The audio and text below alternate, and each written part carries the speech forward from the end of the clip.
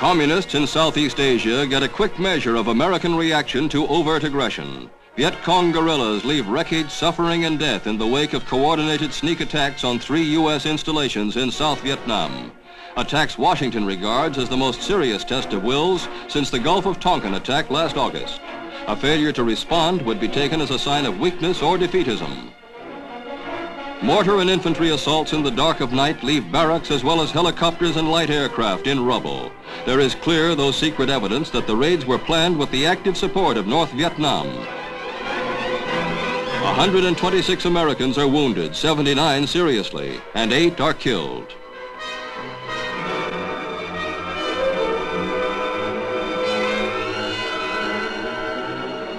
America's retaliation is explained by Defense Secretary Robert McNamara at a Pentagon news conference. First, he discusses the guerrilla attacks on the bases he locates on the map. Then he briefs reporters on White House action taken the night before this news conference. Immediately following the attack, U.S. representatives in Saigon met with representatives of the South Vietnamese government. They jointly agreed that joint retaliatory action was required. The President's approval of this action was given after the action was discussed with and recommended by the National Security Council at a meeting held between 7:45 p.m. and 9 p.m. last night. The retaliatory action consists of 49 sorties by planes from bases and 3 American carriers into North Vietnam. They hit Dong Hoi, a chief staging area for infiltrators. This first strike is followed up next day by another, which President Johnson hopes will be the last. But there is no guarantee that it will be if the communists start up again. These raids are intended as a message to Hanoi and other communist capitals not to miscalculate United States intentions to protect freedom. There is no intention to spread the war. At the same time, there are limits to the patience with which this country will take provocation without responding to it.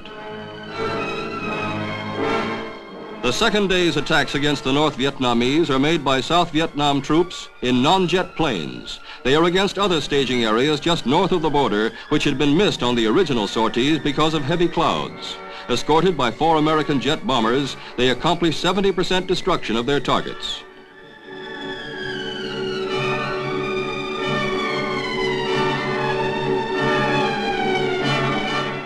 In another move, a detachment of Hawk surface-to-air guided missiles is dispatched to South Vietnam. They have a range of 22 miles. The Viet Cong aggression was quite probably timed to coincide with the visit in South Vietnam of Special Presidential Assistant McGeorge Bundy, as well as with that of Soviet Premier Kosygin in Hanoi. Mr. Bundy accompanies South Vietnam Commanding General Khan on an inspection of the damaged American installation.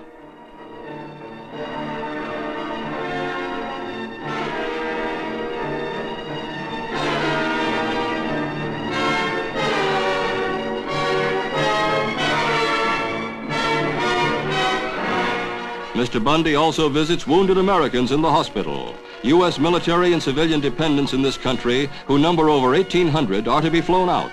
Many wives want to stay in nearby lands to be near their husbands, but only civilians have this choice. Military families have to return to the States.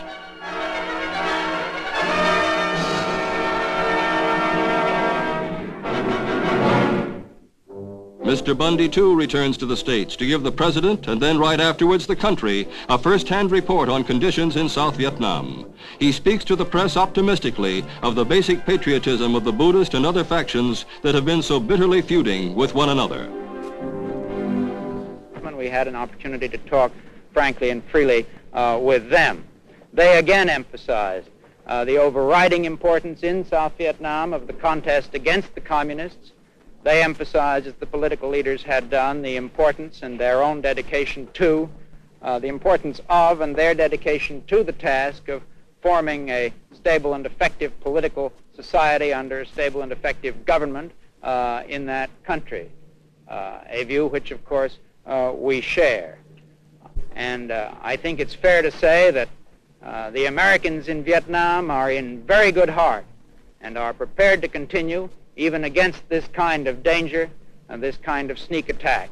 Let me say one more thing about that sneak attack, that in a war of this kind, in which there are no fixed lines, in which there are large territories that are lightly inhabited and that are essentially jungle and mountainous in character. I know no military man who believes that without an overwhelming assignment of local defense forces, it is possible to guarantee against this kind of sneak attack. This is the sort of thing, and all Americans in the area know it, with which we simply have to contend while we prosecute in company with the government and people of South Vietnam a contest against communism, which is of the highest importance to our national interest.